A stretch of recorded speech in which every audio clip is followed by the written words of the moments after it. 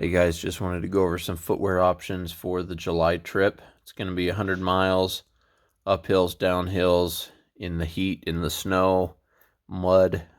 We're pretty well going to see everything.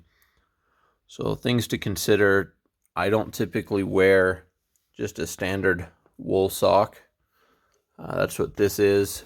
It's a little bit thinner, a lightweight model, and you can see around the heel where it's kind of getting worn through, starting to get a little holey.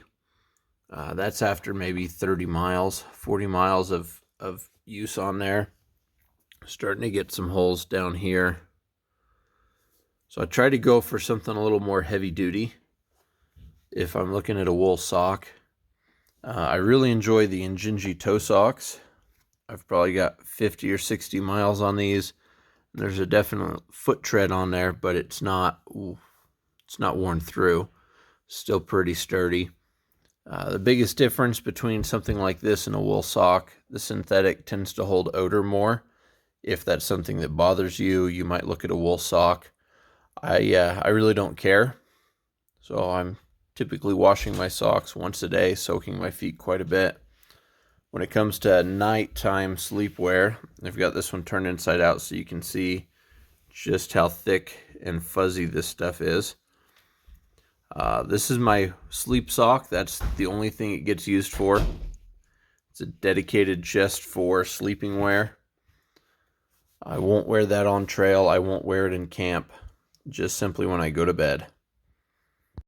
For shoes in camp or while fishing, things like that, I really like these Frog Togs. They've got the holes on the bottom. I don't know if you can see in there that wire mesh, so it drains out of the soles. I probably put maybe 5 miles in wearing these on my first hike last July. On standard terrain, just dirt and grass, they hold up real well. They do just fine.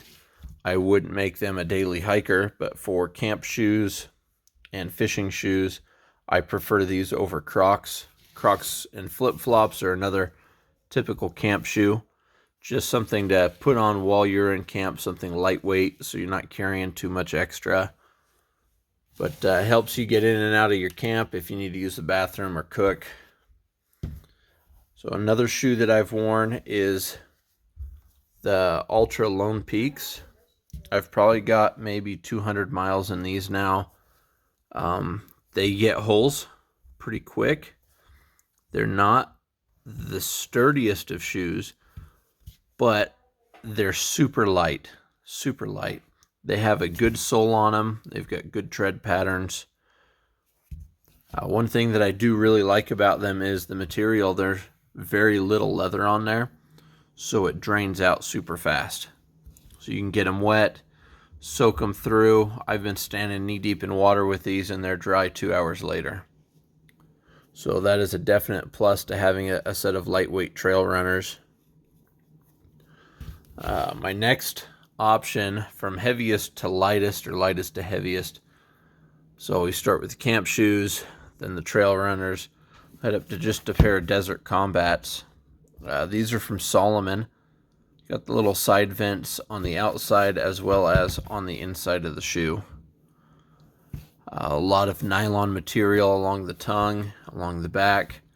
Helps it breathe out a little bit better. I don't like a shoe that is waterproof. That's a preference thing.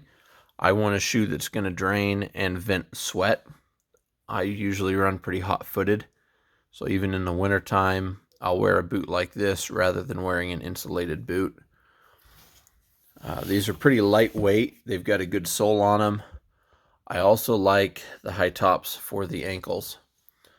The sole is an important one. Something that I noticed between these and the trail runners is how flexible the trail runner is. It doesn't take much to bend, and I can feel every rock and stone when I'm hiking compared to something heavy duty like a hard rubber.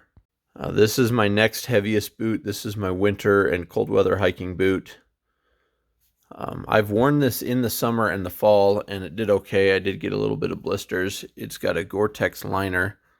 This is a Danner, kind of their lightweight fall and winter boot. It comes with better lace system coming up the sides. You can really cinch those down a little bit easier.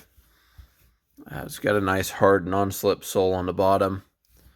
Mostly leather construction. There's a little bit of the canvas on the sides, but even under that canvas is another liner, and then it has a Gore-Tex liner inside of that. So it's a pretty stiff boot. It's not as flexible as what it looks. Does not breathe as well. That's part of having Gore-Tex in there.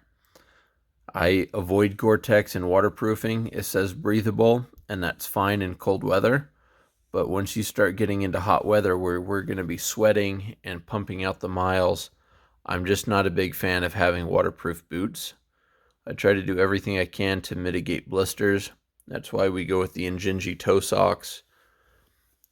I would say that Injinji toe socks with these boots would probably be okay for most everybody.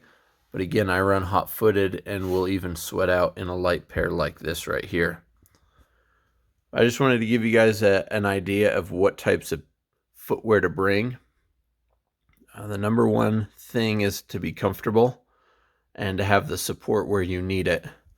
So this shoe here was super comfortable, but I had no support. The sole was too soft. I had no ankle support. My next boot that I purchased was the Danner, and I learned real quick that for me, that Gore-Tex does not work with my feet. I sweat out too much. So then I switched over. We're going to give these a try on this hike. I've hiked around the desert in them, but I haven't put any hard miles in them yet. So it'll be kind of trial and error, and I hope it works.